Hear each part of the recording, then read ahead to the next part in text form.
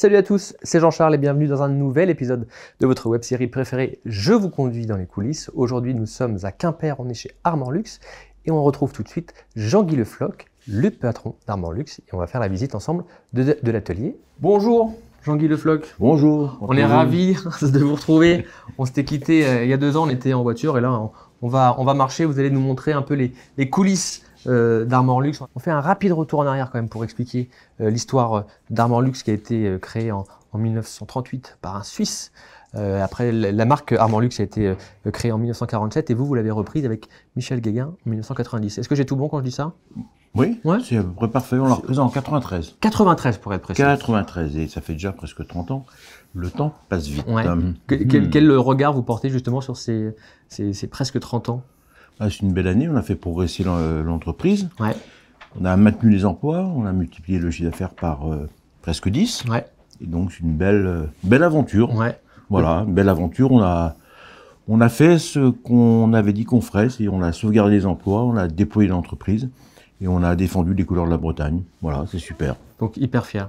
Bon, on est fiers de nous. Ouais, fiers de vous. Vous allez en tout cas nous montrer une partie des équipes qui font toute l'armada offensive, on va dire, d'Armor Luxe. Donc ici, on est où? Alors ici, c'est le bureau d'études. C'est ici que tout commence, avec des créateurs parfois internes, parfois externes, qui viennent souvent de pays étrangers, la Belgique, le Japon. Ok. Voilà, ils viennent ici, cette grande table, et ils travaillent avec nos ingénieurs et modélistes, qui sont basés ici. Il y a une trentaine de personnes.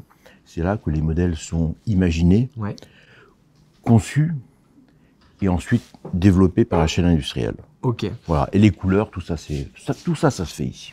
Bien sûr, les rayures aussi, parce que nous, le pays de la rayure.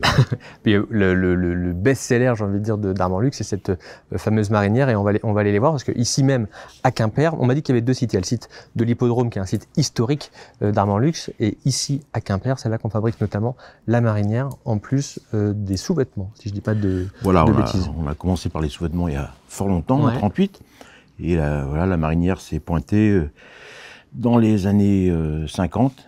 Voilà, et c'est devenu aujourd'hui l'emblème de cette marque et de cette maison. Et on en fabrique plus de 500 000 par an. Alors, on voit juste derrière, on va prendre quelques instants, on voit des collections, donc été, automne et printemps, hiver. Qu'est-ce que vous, en tant que patron, vous attendez, ou quels objectifs vous fixez aux équipes pour justement la confection ou l'imagination des produits de demain? Écoutez, il y a 2 objectifs très clairs. Le premier, c'est de rester dans la tradition. Ouais. Et le deuxième, c'est de devenir plus moderne. Okay. Donc, tradition, modernité. Donc il jungle dans tout ça. Il navigue parfois avec une certaine interrogation sur qu'est-ce qu'a voulu dire le patron. Mais pour l'instant, ça marche. C'est tradition, modernité et qualité, bien sûr. Ça va de soi. Ici, dans cette maison, qui est réputée pour sa qualité indéfectible. Je le disais ici à Quimper, donc lingerie et bien sûr la marinière, mais j'ai pris des petites notes parce qu'il y a tellement de choses que Armor Luxe fait, des slips, du pyjama, des t-shirts, des pulls, les marinières bien sûr, les polos, les manteaux, les parkas, les chaussons, les chaussettes, les chapeaux, et aussi du linge de maison, et tous les vêtements que j'ai cités, c'est pour les hommes, pour les femmes et les enfants. C'est important de pouvoir équiper tout le spectre familial, plus la maison. Une marque qui pond la famille. Ouais. Et de plus en plus, on essaie d'équiper la maison, effectivement. Quand on rentre dans la marque Armor Luxe, on rentre dans un univers et dans des valeurs qui sont profondes, liées à la Bretagne, liées à l'honnêteté, liées à la France historique et profonde, qui respecte ses différences. Et cette marque fonctionne comme ça depuis toujours, y compris du temps de mon prédécesseur. Et depuis qu'avec Michel, on l'a reprise, voilà, on accentue la mise en avant de ces valeurs qui sont propres à cette marque assez étonnante. Et il y a même, parce qu'on me l'a dit, il y a même un service ici événementiel, puisqu'on a des événements, alors beaucoup en Bretagne, mais pas que, qui viennent vous voir pour aussi développer des vêtements uniquement pour des événements. Alors la marque s'est ancrée dans l'univers de la Bretagne et de la mer. Ouais. Donc on est effectivement partenaire des gros événements maritimes et bretons. Le plus gros que nous avons à nos côtés, c'est la Route du Rhum. Ouais. On vient de la vivre et on est fiers de développer des collections spécifiques pour tous ces événements. L'été qui vient sera l'été de Paimpol. Ouais. Donc on sera à Paimpol comme depuis 20 ans et on va faire une belle collection pour la fête des champs de marins à Paimpol, tout près de chez nous. On va descendre, on va commencer notre amorce vers l'atelier. Hop, je passe devant vous, c'est pas très poli. Combien de personnes travaillent pour Armor Luxe, alors de manière globale, mais principalement aussi pour les ateliers? Alors en tout, on est 600. Ça augmente tous les jours parce que Ouais. nous ouvrons quelques 10 boutiques par an. D'accord. Donc voilà. Aujourd'hui, il y en a avance. 90. Hein. Il y en a 90. Ouais. Alors, on espère qu'en 23, on atteindra les 100. D'accord. un peu C'est mythique. l'objectif. Voilà, en tout cas, c'est un signal que l'entreprise se porte bien et que la marque est belle. Ouais. À un moment où le textile, effectivement, en France, en Europe, a quelques soubresauts de difficultés. Nous, on se porte bien. Alors en plus, vous avez 90 boutiques, aucune en franchise. Tout en propre. On a là-dedans. Et c'est 30 pas- c'est affiliés. pas- Voilà, on a 30 affiliés. Ouais. Ouais. C'est une volonté de ne pas justement pas se développer en franchise. Oui, les franchises, c'est un système qui a vécu Ouais. et qu'on a remplacé par le système d'affiliation, qui est un système où le lien entre la marque, l'entreprise et l'affilié, le lien est beaucoup plus étroit et beaucoup plus intime. Alors on arrive dans l'atelier. Hop, je vous laisse prendre la porte, Jean-Guy, c'est gentil, merci. C'est un vrai privilège pour nous de pouvoir rentrer ici. On voit toutes ces petites mains qui savent faire. On va faire le tour complet. Comment vous vous fournissez pour le coton? Alors le coton, il vient d'Égypte, il vient des États-Unis. Ce sont les plus grandes filatures, Mondial. les plus grandes filatures, en tout cas de qualité, dans le monde occidental. Ouais. Malheureusement, en France, elles ont disparu, les filatures de coton. Donc voilà, on achète le meilleur coton du monde dans les plus belles filatures occidentales. Et vous le transformez à l'hippodrome, à l'atelier de l'hippodrome. Voilà. À l'hippodrome, c'est une vraie usine qu'on a avec 95 métiers à tricoter. Donc tout le tissu que vous voyez là est fabriqué à l'hippodrome. D'accord. Alors vous voyez, il y a des rayures dans tous les sens, Ouais. mais c'est notre spécialité. Donc on fabrique des tissus unis mais beaucoup de rayés, avec des couleurs bien sûr diverses et variées, choisies par le bureau d'études qu'on a vu, et En fonction des qui sont en tendances. fonction des tendances, des stylistes, des créateurs avec lesquels on travaille. Et vous avez même la possibilité sur certains de changer, de teindre vous-même. On m'a expliqué notamment que sur le blanc, vous pouvez le teindre vous-même d'une autre couleur. Ah ben Ce on qui a est- une teinturerie voilà. ici, bien sûr. Ce qui oui, permet oui. d'être aussi beaucoup plus flexible en termes de coût. Là, on est autonome, Ouais. intégré, et on fait ce qu'on veut avec les couleurs. On a des ingénieurs chimistes chez nous qui mettent des colorants divers et variés, compatibles bien sûr avec la santé humaine. Et on fait nos propres teintures, mais elles sont ici complètement contrôlées. Et sur le plan de la sécurité humaine, c'est beaucoup mieux que de faire l'importation. Alors là, on est dans une phase assez quand même importante puisque on devine ici le patron. Alors un avant, un avant ou un dos peut Un devant, peut- un dos, un hein, dos, un des devant et un manches. dos, voilà, Mm. les manches. C'est une phase encore qui est très très artisanale puisque là ça va être découpé tout à l'heure. Donc là, on a la marque qui est prise, c'est découpé à la main. C'est quelque chose qui peut pas être remplacé par des machines, ça.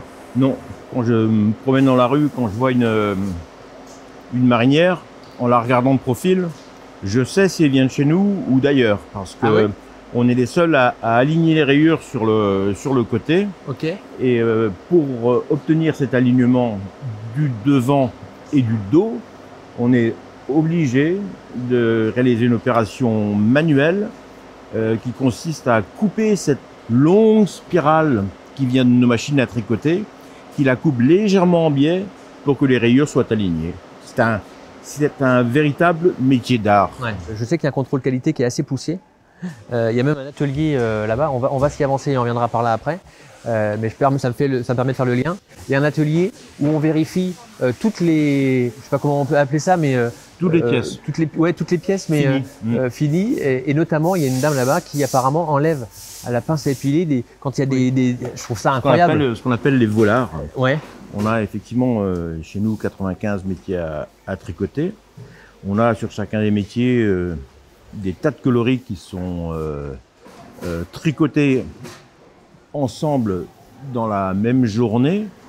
Et le problème du coton, c'est que malgré les protections au-dessus des machines, il y a ce qu'on appelle des petits voilards, des tout petits morceaux de coton invisibles qui flottent dans l'air et qui vont de temps en temps, par hasard, s'incruster dans une autre machine à tricoter, ce qu'on appelle des voilards. Alors quand vous avez une marinière blanche et bleue, s'il y a un petit voilard rouge, ça fait un défaut que, tout de suite, que toutes les consommatrices essayent désespérément d'enlever, mais c'est impossible parce qu'il est incrusté dans le tissu. Donc ici, avec des pinces à épiler, effectivement, et de temps en temps des brosses à dents, on enlève ces petits voilards et on fait en sorte que la qualité Armor Luxe soit préservée pour toujours. Pour toujours. On va retourner, du coup, on va terminer notre petit tour là-bas. J'en profite, quand je vois des cartons, ça me fait penser forcément à la logistique. Aujourd'hui, l'export pour Armor Luxe est une vraie source de revenus. Oui, on fait à peu près 10% à l'export. Nos pays très fans de la marinière, c'est curieusement le Japon. C'est vrai. Depuis la sortie de la guerre, mon prédécesseur exportait déjà beaucoup au Japon. L'Angleterre aussi, d'accord, voilà, qui nous adore. Et malgré les crises différentes que traverse l'Europe et en particulier l'Angleterre, malgré le Brexit, malgré les nouveaux droits de douane, voilà, l'Angleterre achète de plus en plus. Et ça, c'est assez incroyable. Les Anglais, pas seulement les Écossais ni les Irlandais, mais tout le Royaume-Uni achète des marinières Armor Luxe. Alors, est-ce que vous avez des points de vente là-bas aussi? Où il y a des revendeurs, on a des revendeurs okay. Et des sites de vente électronique. Vous savez, ce nouveau monde qui sont très férus de notre marque. Le e-commerce. Le e-commerce, voilà, qui représente aujourd'hui un chiffre significatif aussi pour nous. Le e-commerce se développe beaucoup, en France bien sûr, mais en Allemagne, on a un site en langue native allemande et en Angleterre. Ok. Voilà, et tout ça a l'air de fonctionner. Bah, pas trop mal. On entend le bruit de la broderie. Oui. La broderie, c'est vraiment aussi un élément clé d'Armor Luxe parce qu'on est dans l'hyper-personnalisation. C'était important d'offrir ça aussi aux clients? Bah, c'est un atelier qui, ces temps-ci, travaille en 2-8 parce qu'on a de plus en plus de clients qui veulent personnaliser leurs vêtements. Ouais. Et on a nos grosses opérations commerciales avec des événements comme cette année la fête des champs de marins, le Rhum, qui nécessite une personnalisation très sophistiquée, très belle des vêtements. Et si on a fait un carton sur le Rhum à Saint-Malo, c'est parce que les personnalisations de nos vêtements de qualité étaient exceptionnelles. Donc voilà, on a été débordé par le consommateur qui s'est rué sur nos vêtements. Oh, tant mieux. Alors on a vu, on imagine à l'atelier de confection les modèles de demain. Ici, on les fabrique. Maintenant, il faut les vendre. On va à la boutique? Ah bah si vous voulez. Allez, on y va. Allez, on y va. On y va. Jean-Guy, là on est arrivé, on a quitté l'atelier et on est arrivé dans la boutique. Cette boutique, elle a une histoire. En fait, on a deux boutiques ici. Ok. On a celle-ci, qui est la boutique qu'on appelle entre guillemets fin de série. D'accord. Ici, on vend des collections anciennes et des vêtements pour lesquels il n'y a plus qu'une ou deux tailles. D'accord. Et ici, les prix sont tout à fait cassés. Ok. Et le consommateur, il trouve toujours son bonheur. Ça, c'est le premier point de vente qu'on a sur le site de Quimper, ici, à Kerdrognou. Et on a un deuxième point de vente, qui lui est un point de vente où on vend les collections qui sont en cours. Ouais. Et on vend aussi beaucoup de produits de nos confrères fabricants bretons d'agroalimentaire. Ok. Voilà, une petite épicerie de luxe breton. Ok. Et tout fonctionne bien. À la fois celle-ci et notre boutique d'en bas, vous verrez tout à l'heure, elle est opérationnelle à un point tel que en ce moment on recrute. On recrute beaucoup. Ouais. Est-ce que vous êtes attentif à l'évolution du chiffre d'affaires des clientes? Est-ce que vous connaissez le panier moyen? Ah oui, non seulement on connaît le panier moyen, mais on connaît la typologie des clients. On connaît pratiquement client par client ce qu'ils achètent, ce qu'ils souhaitent, ce qu'ils attendent. On a des systèmes d'information qui sont aujourd'hui très pertinents, qui sont au top de ce qui se fait dans ce monde un peu cruel du textile. Donc on sait beaucoup de choses. Okay. Et on suit ça comme le lait sur le feu tous les jours. C'est secret de vous demander le panier moyen? Ici, non, c'est pas secret. Ici, il est exactement en ce moment de 87 €. Ok. D'accord. Alors quand vous dites ici, c'est ici dans cette boutique. Ici, absolument. Ok. Et de manière générale, on est à peu près dans ces eaux-là. On est autour de 100 euros sur toute la France. Ah oui, d'accord. Ok. Ouais. On sort où pour aller dans l'autre boutique? On sort par ici. Allez, on y va. On vous suit. On a vu la boutique de fin de série ou de choix, on va dire, restreint. Ici, c'est tout ce qui est neuf. Les nouvelles collections, on Voilà, la trouve nouvelle ici. collection. Ici, c'est en gros la boutique officielle de cette belle marque. Elle est très grande. Elle fait Elle combien? fait 2500 mètres carrés. C'est immense. Voilà, et on y expose tous nos savoir-faire et tous les savoir-faire de nos confrères bretons, y compris ceux de l'agroalimentaire. On est beaucoup de chefs d'entreprise ici à défendre les mêmes valeurs, dont l'emploi en Bretagne. Ouais. Et donc, on accompagne cette démarche intellectuelle de défendre l'emploi, d'une démarche commerciale qui fait en sorte que le consommateur qui arrive retrouve ici tout le savoir-faire très intime de la Bretagne profonde et de la Bretagne industrielle.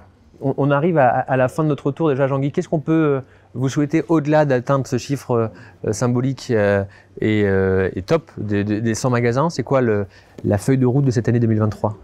Alors, la feuille de route, elle est toute simple. Je l'ai fixée à mes collaboratrices et collaborateurs.